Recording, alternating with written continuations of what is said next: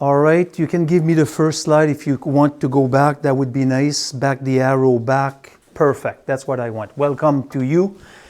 Are we on, Brandon? Good stuff.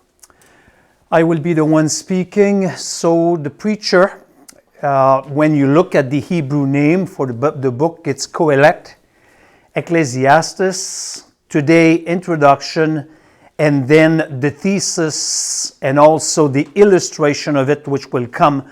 And tonight we cover from chapter 1, 1 to 11.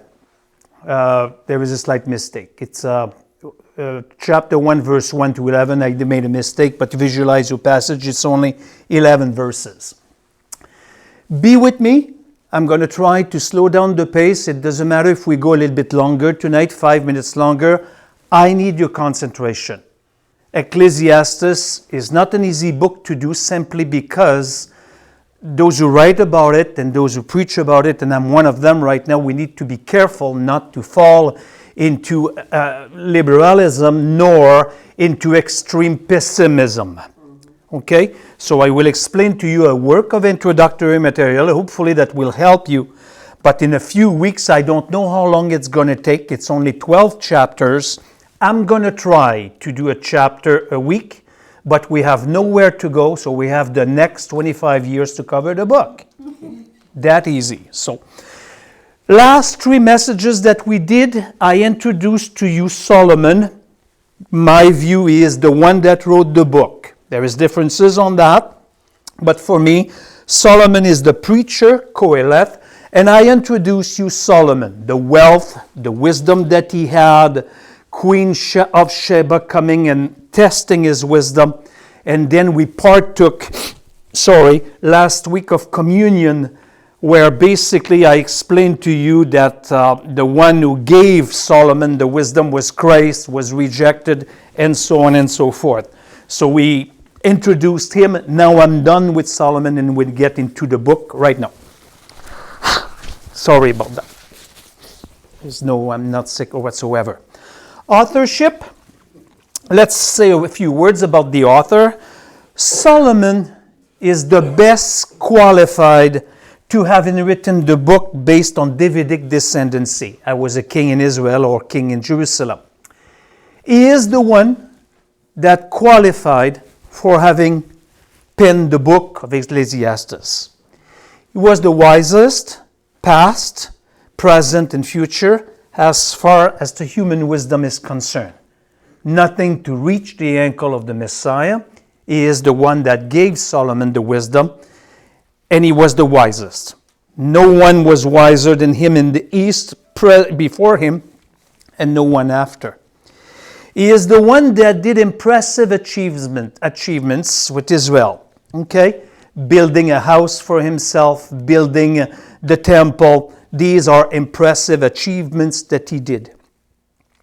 He explored also pleasure to a great extent. Carnal pleasure, having wives and concubines and testing himself with wine and so on, while never dismissing wisdom. In all what he did in the world and so on, while he was on planet, there is one thing that he never dismissed. It was his wisdom. He had what we call a non-parallel wealth.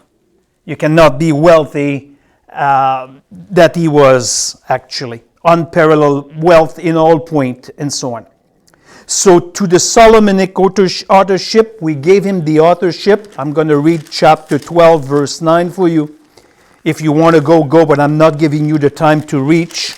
Chapter 12, verse 9 here says, in addition to being a wise man, the preacher also taught the people knowledge, and he pondered, searching out and arranged many proverbs. So it's easy to say that he might be wisdom incarnate, but the one behind the scene in the authorship is definitely Solomon.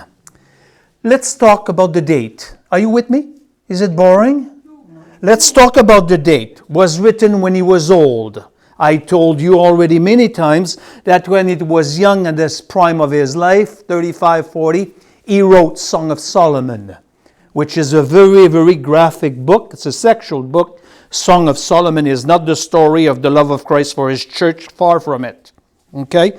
He wrote Song of Songs. In the mid-age, he wrote Proverbs. And in the last days, when he was older, he gave us the book of Ecclesiastes in 935 BC, roughly. So it's been, 2,000, 3,000 years ago. Key words that we need to concentrate upon. I need your attention tonight. Vanity, used 31 times in his book. Under the sun. Stephanie, would you give me the next slide, please? Under the sun, which is very important for me tonight. Under the sun. So that's the sun and that's under the sun. Solomon was living there. Because I will allude, he wrote the expression under the sun, never alluding behind the sun. And that's what we need to stay focused on this. Okay? Nothing makes sense of life apart from God under the sun. I'm giving you an answer right now.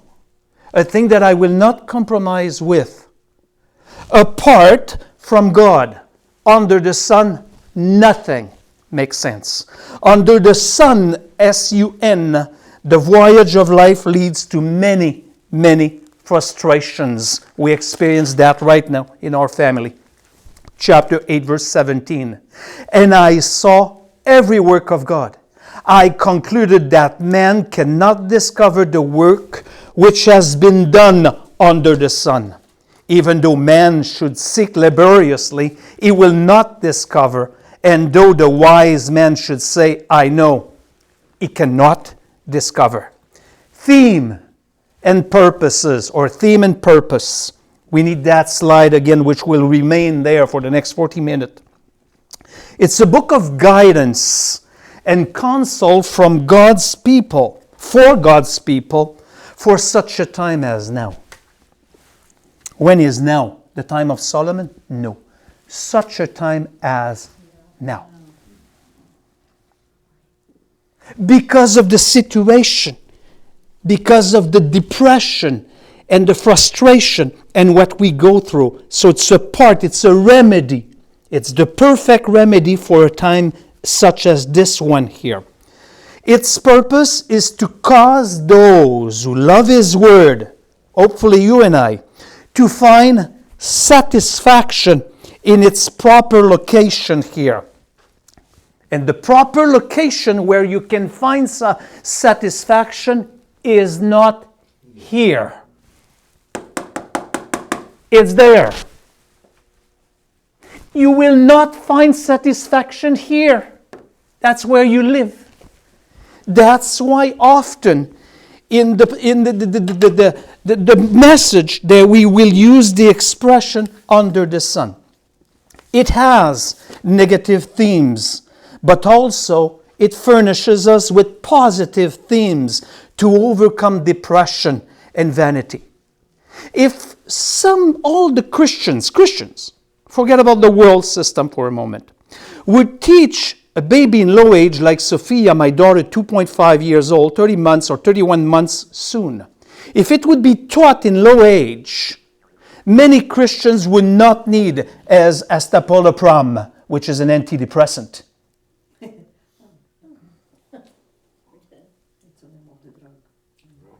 Would not. Ecclesiastes does not give an answer to atheism. Do you know what atheism? No God. And it does not give an answer also to skepticism. God is referred throughout in the book here. In fact, it claims that the search for man's highest good here must stand in God. It states that man's highest good must be found in God. There is an expression in Latin for that, the summum bonum. The epitome of all things has to be found in Him. 224. But I will go verse by verse, but not now. 224 right here. There is nothing better for a man than to eat and drink and tell himself that his labor is good. This also I have seen, that it is from the hand of God.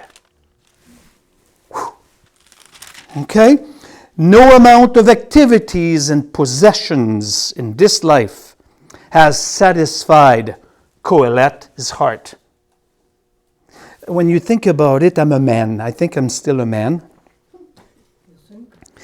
300 concubines. I'm not going to preach on that. It's too graphic. You really? 300 concubines? So, you've seen it all. Never ran of money or whatsoever. He could have written that the epitome of my life was the first 128 concubines. No. Here, in a sense, he puts himself in us, in the shoes. He wants to put us in the shoes of a humanist and secularist also, not the atheist. Meaning that nothing will provide full satisfaction on this planet. Where do we see, my next point, where do we see Messiah in Ecclesiastes? Always be careful not to violate the primary context. The book shows the emptiness and perplexity of life without a relationship with God, 3:11. The book shows the emptiness of life without a relationship with God, 3:11. He has made everything appropriate in its time. He has also set eternity in their heart, yet so that man will not find out the work which God has done from the beginning even to the end. Science for now, tonight. Bye-bye. They try to measure the universe. They will not achieve it. Period. Okay? So the book talks about the emptiness without, and today to sustain a relationship, it can be only come by one means, sustaining a relationship with the Messiah. That's how we see Christ, in a sense, in the book of the preacher. We know that because we have more than revelation that he received, because I'm a strong believer in what we call progressive revelation. You cannot impart to Solomon things that were not known in his time. In his time, it was Jehovah God. The angel of Jehovah was not old. Other facts. Be careful with this one. You can see, I'm not walking on eggs right now. I need to be careful with my words. I was reading commentaries. Some label Ecclesiastes, the book, as being philosophical. The most philosophical, do I say it right? Yeah. Philosophical book of the Bible. It's correct. We need more explanation. Only if the word philosophical is used with restriction, meaning to rule out all possibilities of solution of man's major problems by the use of his own reason apart from God's guidance and wisdom. So that's why philosophical has to be redefined here. Yes, it's philosophical, but not the philosophy that we understand now, that by our reason we can get out of our problems. You will not get out of COVID. Yeah. It's going to stay there for a long time. And after COVID-19, it's going to be COVID 25.3. And we're trying by our own to get out of it. It will not work. That was my work of introductory material.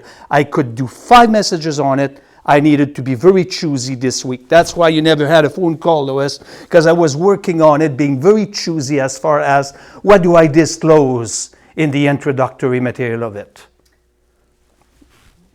Verses 1 to 11. Verses 1 to 11, come with me. We start the exposition right now. The words of the preacher, if you would read Hebrew, that's Kohelet, the son of David, king in Jerusalem. Vanity of vanities, says the preacher. Vanity of vanities, all is vanity. That's what I want for now as we do basically the thesis of the book, Vanity of Vanity. We have the introduction of it, it's right there, and then we will see, starting in verse 5, we will illustrate this. Kohelet means the preacher, because the word Kohelet has the same root as kahal, a congregation. So when you have a congregation, which you are right now, care about the number of people. You have a public speaker. And here in that case, Kohelet, even in German books here, it's the preacher. Because a congregation demands to have somebody to speak to them. So that's why the word Kohelet, Ecclesiastes in English, because it has the same root meaning, kahal, here, as a congregation, a public assembly. That's where the idea is coming from. Verse 1. Verse 2. Vanity of vanities. It's a sub-theme only. Many of my commentaries, they give the book, the primary theme of the book, vanity of vanities. No. Because it will disappear and come back only in chapter 8 here. It's a sub-theme, but not the major theme of the book. I'm talking about vanity of vanities. The blessings of Israel, when it was Spain, it was low. When it was Pen, it was low. The spiritual aspect of the people of Israel, the kingdom did separate at that time the north and the south.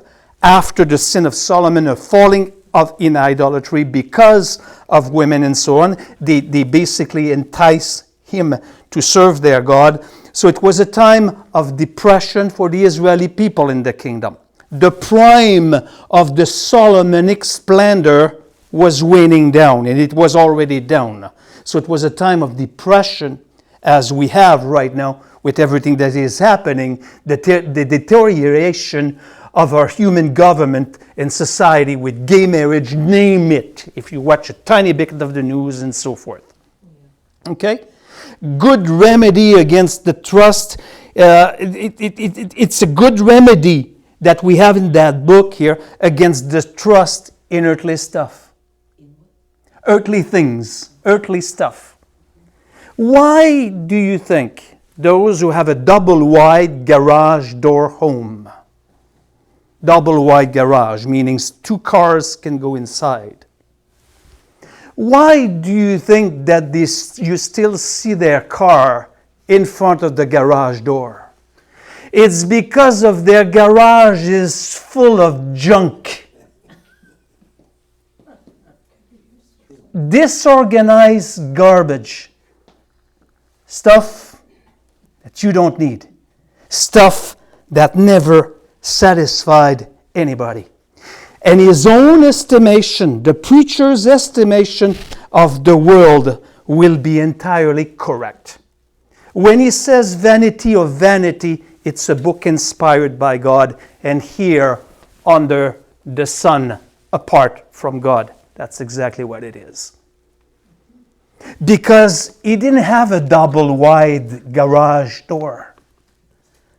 It was in accordance to the chariots that he was possessing, so it was probably 1,000 garage door. Psalm 90, as a reference, you read Psalm 90, and you read Genesis chapter 5, verse 29, that this earth is given to futility because of the fall of man, which was dramatic. Verse 2, vanity of vanities. The Hebrew here is eval here. Same as Abel here. And carefully again, the word vanity of vanity deserves the highest attention. How many of you are coming from back east or Siberia? I have one from Siberia and from back east. You went camping at a low temperature. When you get out in the morning, what do you do when it's very cold and you like to do it? You can see the vapor coming out of your mouth, and as soon as you look at it, it disappears. That's the meaning of the word vanity here.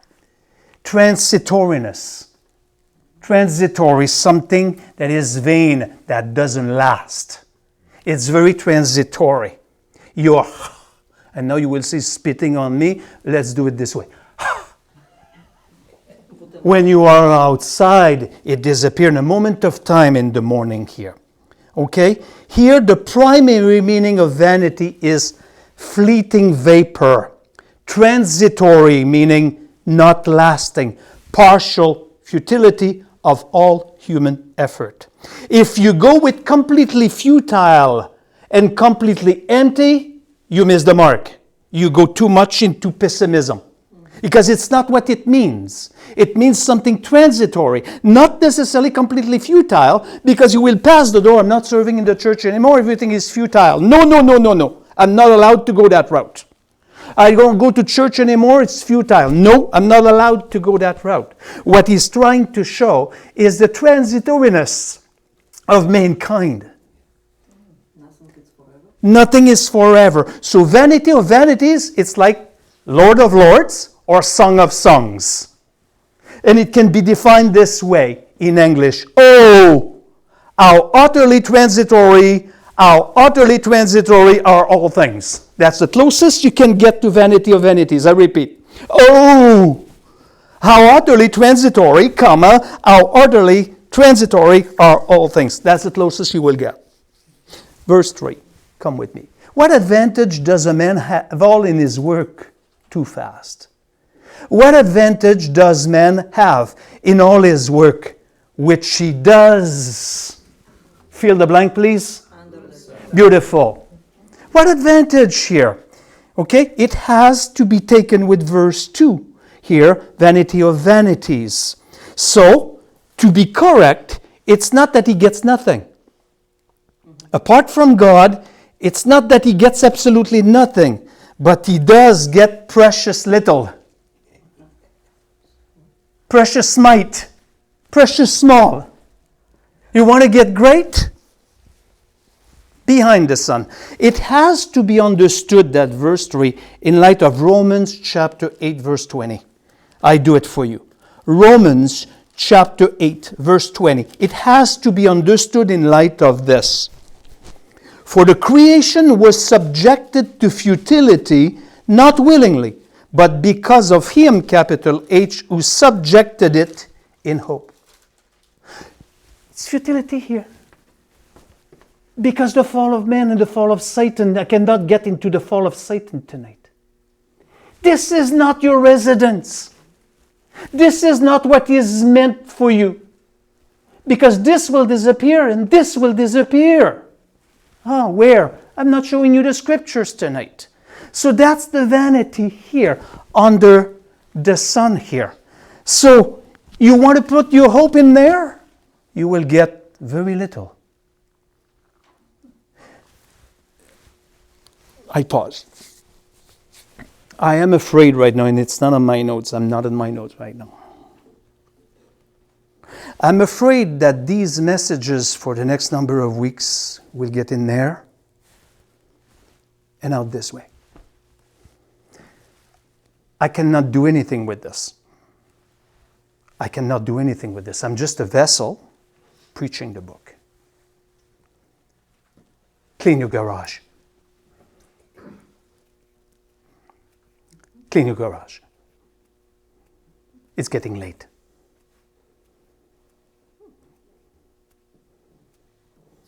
Don't do garage sale because you will collect more money. Give away. Give away. Accumulate treasure. That counts. Under the sun can be paraphrased by the preacher like this. Like this. It's a paraphrase of what basically Solomon had in mind given by God. Let's rule out for a moment the higher things. Let's rule out for a moment the higher things. So when he says, let's rule out for a moment this. Let's rule that out here. The higher things. These are the higher things. Let's rule that out. What's the result? Give me the result. 2 words. Come on. Beloved. 2 words. We just looked at them. Vanity of vanities. Thank you so much. Let's rule out for a moment everything that is eternal. Crapology of crapologies.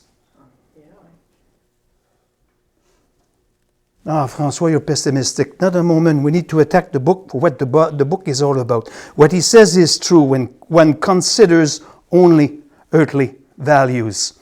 The slide of the sun is there. Now we come into the illustration. He will illustrate that. And I'm going to give you the 4 words right now. He will use the word generation. He will use the word sun. He will use the wind. And he will use the river. All of this is good. When God created the sun in Bereshit or Genesis, and he saw that it was good. So he's just using it as an illustration. Come with me in one shot, 4-7 right now. Because we have done the two main expressions of the book, Vanity of Vanities, which is fleeting vapor. And we have looked also at the expression very well. It's very nicely pictured. It's not my pictures, Google borrowed stuff. Because that's where we belong. And you need to find out the most dim star, this one here. That's where God lives.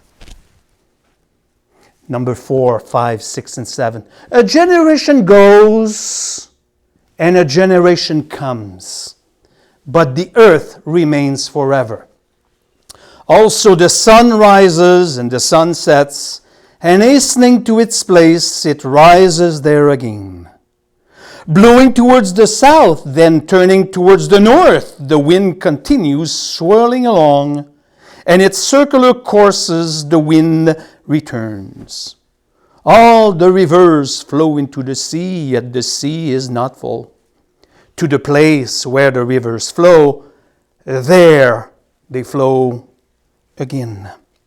Now we need to imagine a man on a stage in a cinema or theater. And these four things, generation to generation, are playing with the PowerPoint in the background as the scene. That's what he wants. That's how we picture this. Imagine a man on a stage as an actor with that kind of a background. And if you prefer, those of you who go to the gym, what do you call that instrument? A treadmill. Your life is a treadmill here. I take Sophia to the daycare at 8:15 every morning from Monday to Friday. Monday, it's classes with Nanaimo. Tuesday, it's classes with Victoria. Wednesday, it's Isaiah. Thursday is the church. And I need a shower and shave all the time, and I don't like to shave, and it's going to last for the next 55 years. We are 8 months away from the flu season. 8 months away from the flu season and a few months from Christmas. Your credit card is not finished paying for it yet. Wait 10 months and it's going to be loaded again. Crapology of crapologies. The church is closed and non-essential. Perhaps you will never go back. Do you think that the government will give you priority? We have proven to God that we're not a necessity. What the heck? Beautiful. Like it. Treadmill. Picture that in a running circle. You have a beautiful word that we have in French. Evanescence. Fleeting. There is good things here. Generation here. What it teaches in verse 4, it teaches the transitoriness again of man. It comes and goes. Generation rises up, the Babylonian captivity with Nebuchadnezzar, with the chests of gold and so on, and they went down, Medo-Persia, Greece, the imperialism after that, Rome and so on, and they disappear. But the earth remains forever. You see, it's not true. Progressive revelation. Because in the time of Ecclesiastes, Solomon was never told that there will be a new earth.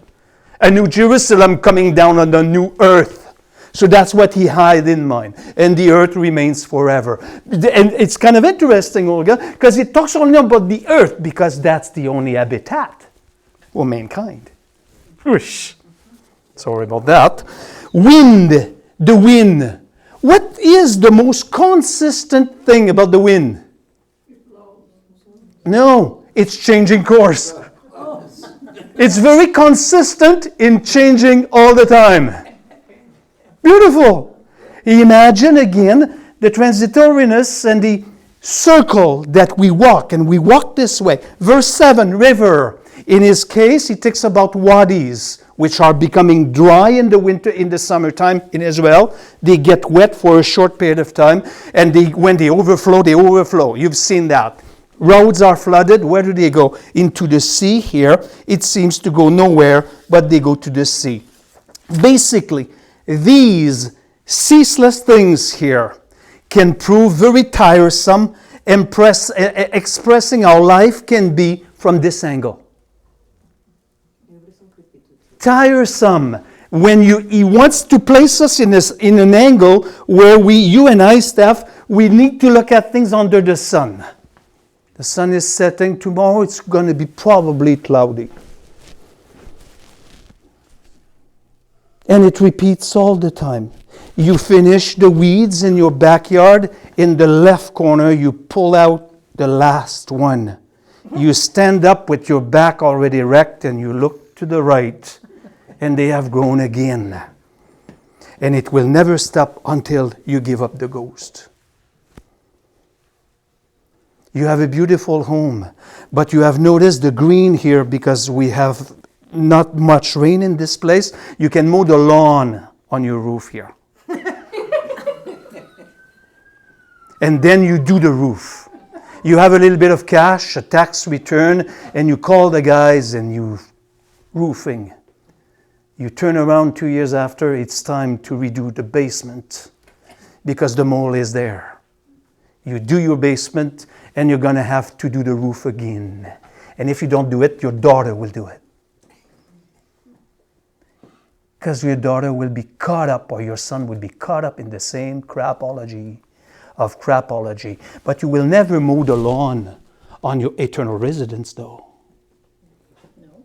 So it's okay to have a house. It's okay to have belongings. But if your life is only attached to that, wow, you're missing much.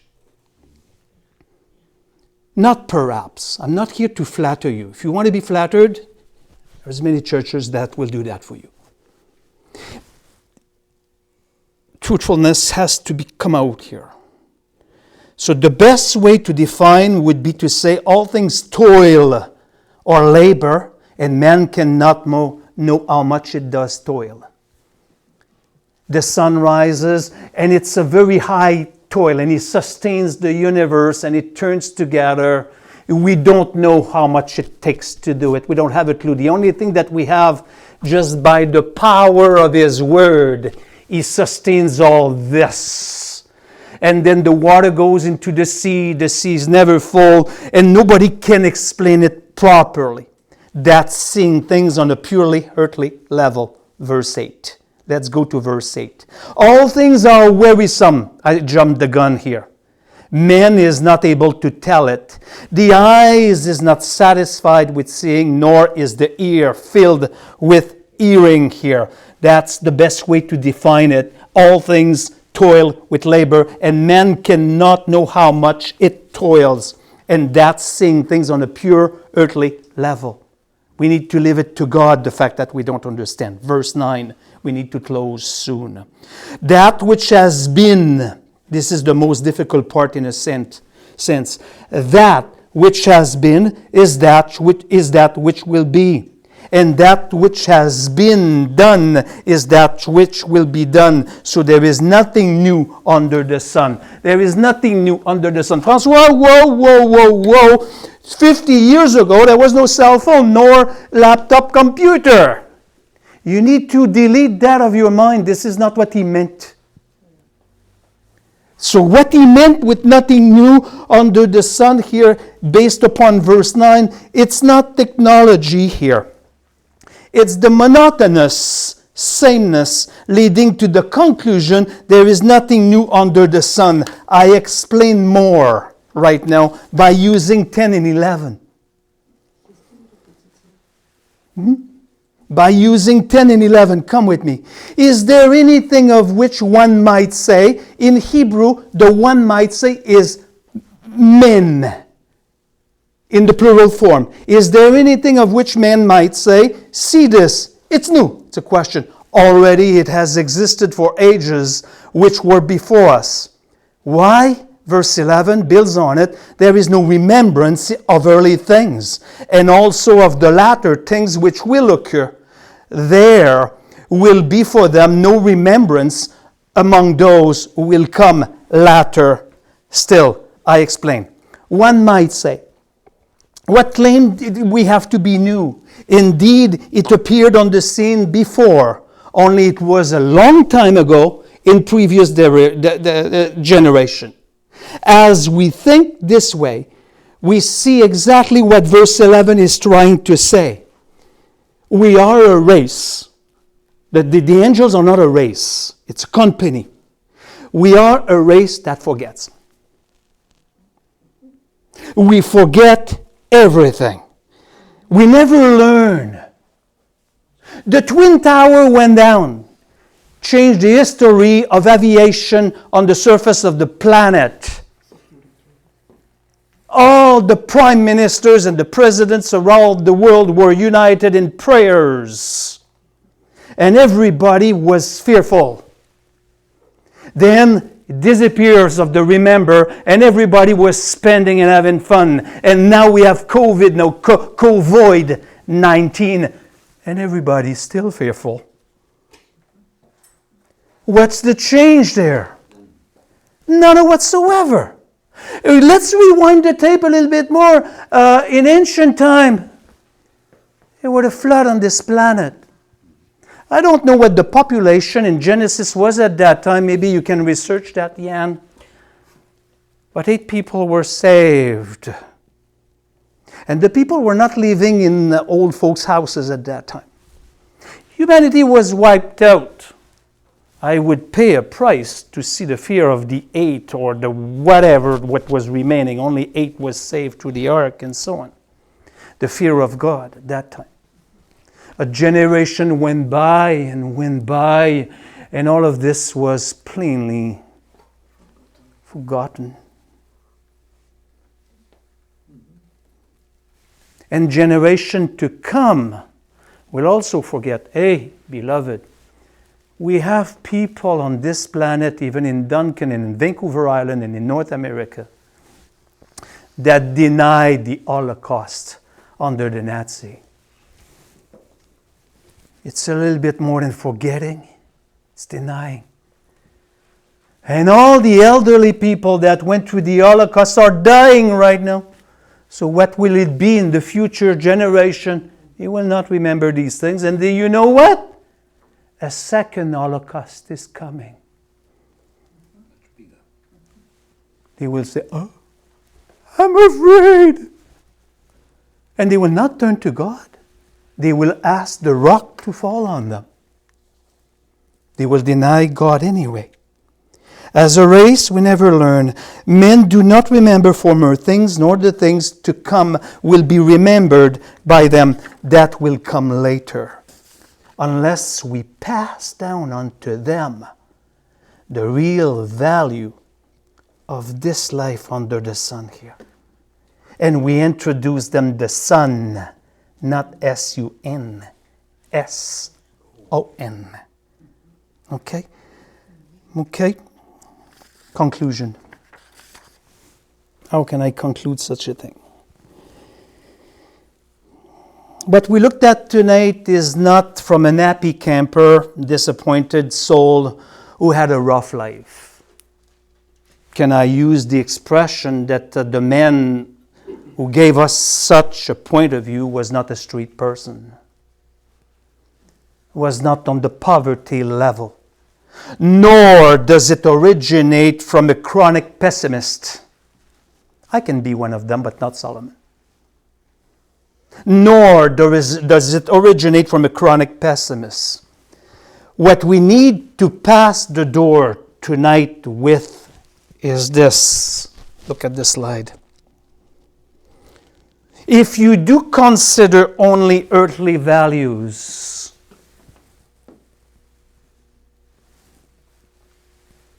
your garage, François, you're judgmental. Absolutely, why not? Give me a double wide garage and my car will probably stay outside too.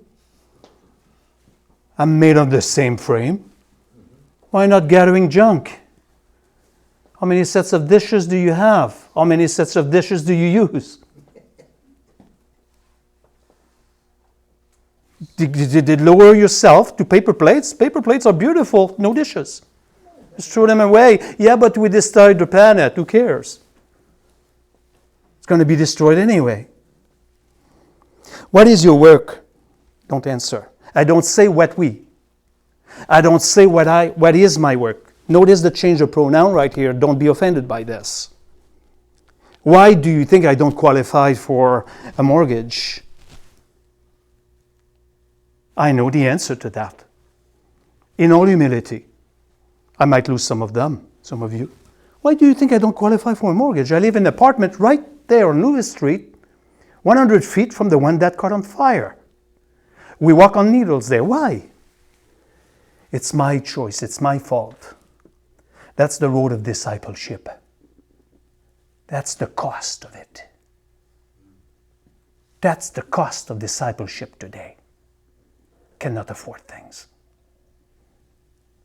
But I would not trade for a castle in Spain. I would not trade because I am in love with His Word and I love my work. It is a tremendous privilege for me to do it. And it's going to take more than COVID for me to stop it. I love His appeal. I love the Lord, and when I came to Christ, I made a commitment to Him. I will serve you with the rest of my years. I came to faith at the age of 33. What is 60 minus 33 quickly? 27 years of faith. There is not a day. Am I boasting? You might think so, I don't think so. That I don't open the scriptures either for my personal devotion or to study as that person in front of me. It's too much, I know. My focus is not, maybe now my focus, because I have a little one and I would like to give her a backyard. But I know that she will have a backyard if she gives her life to Christ. But I already have a backyard here. No, here.